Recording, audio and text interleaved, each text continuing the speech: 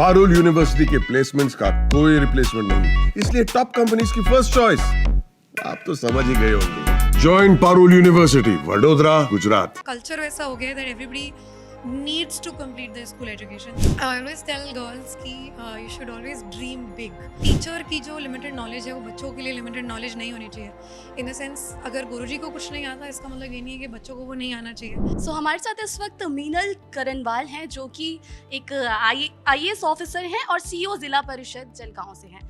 ये जो है रूरल एरियाज़ में बच्चियों के लिए काम करती हैं, उनके साथ मिलकर काम करती हैं, उनको एजुकेट करती हैं और इनसे हम जानेंगे कि कैसे वो रूरल एरियाज़ में बच्चियों को एजुकेशन देती हैं। नमस्कार, थैंक यू।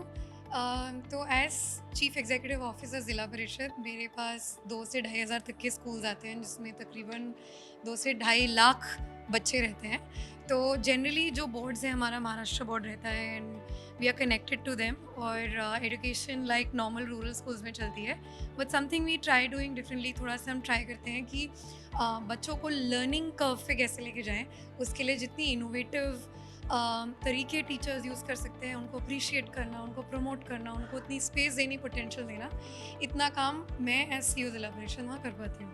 तो आपको क्या लगता है, क्या चैलेंजेस आप फेस करती हैं डेली बेसिस पे एक रूरल एरियाज़ में जाके बच्चियों को पढ़ाने? रूरल एरियाज़ में सबसे बड़ा चैलेंज इंफ्रास्ट्रक्चर रहता है, बिकॉज आई थिंक जिस स्कूल में आप जाते हो अगर उसकी इंफ्रास्ट्रक्चर या जो आप वाइब बोलते हैं अगर अच्छी नहीं रही तो बच्चों को शायद थोड़ा डिमोटिवेटिंग लगे। और उसके बाद का जो एक चैलेंज है वो ये है कि स्केल बहुत बड़ा है। अगर आप प्राइवेट स्कूल्स को देखेंगे तो जनरली एक टीचर है या एक प्रिंसिपल है और 600 से 700 बच्चे या 1000 बच्चे होंगे। हमारा जो प्रिंसिपल है वो बॉम्बे में है या पुणे में है या दिल्ली में है और हमारे पास जो स्केल है वो बहुत बड़ा है, 2.5 लाख बच्चे, 3 लाख बच्चे, 2000 टीचर्स। तो आई थिंक वो स्केल मैनेज करना, एक यूनिफॉर्मिटी लेके आना, वो सबसे बड़ा चैलेंज रहता है। तो साथ ही साथ एक बड़ा चैलेंज मेरे हिसाब से ये होता होगा कि पेरेंट्स को कन्विंस करना, जो लोग अपनी बेटियों को नहीं पढ़ाते, उनको क्या चैलेंजेस आप फेस करती हैं, कैसे इंकरेज करती हैं? Actually drop out ratios girls में थोड़ा रहते हैं, स्पेशली आफ्टर टीनेज, क्योंकि थोड़ा सा जो सपोर्ट है उनको कम मिल पाती है, जो कि मैं ये भी बोलना चाहूँगी कि बहुत सालों से इम्प्रूवमेंट उसमें हुआ है।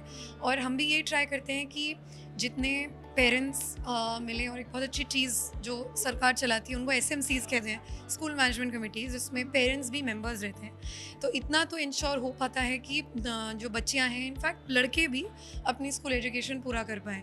आई थिंक उसके लिए अलग से मोटिवेशन की ज़रूरत नहीं है। अब कल्चर वैसा हो गया है that everybody needs to complete their school education, so I think that way we are much better. आपकी कोई ऐसी डिमांड हो गवर्नमेंट से कि गर्ल्स एजुकेशन सिस्टम में क्या बदलाव किए जाए, लाइक गर्ल्स को लेके हमारा जो इंडियन एजुकेशन सिस्टम है उसमें कोई डिमांड हो आपकी? I think partly I am also part of the government, so ऐसा डिमांड नहीं है, बट हाँ एक रिस्पॉन्सिबिलिटी ज़रूर लगती है कि समटाइम्स जो लड़कियों को लगता है कि वो शायद स्कूल तक ना आ पाए, तो हम लोग कोशिश करते हैं कि जितने बस रूट्स हम रिवाइज़ कर सकें या फिर उनको साइकिल्स देनी।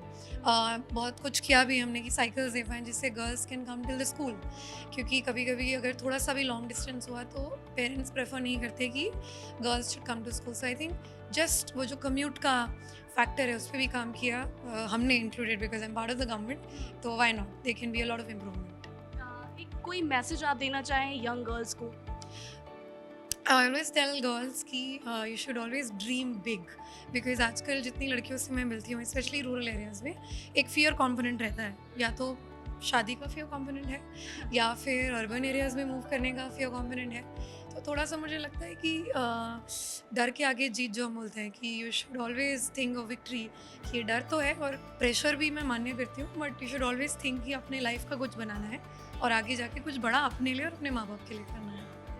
जाते जाते एक चीज़ लास्ट में पूछना चाहूँगी आपसे कि आपने इस चीज़ की शुरुआत कब करी और क्या कोई एक ऐसा एग्जाम्पल, कोई भी एक ऐसी स्टोरी हो छोटी सी, आप हमें बताना चाहें कि आपके लिए वो बहुत टफ सिचुएशन रही हो एजुकेशन को लेके?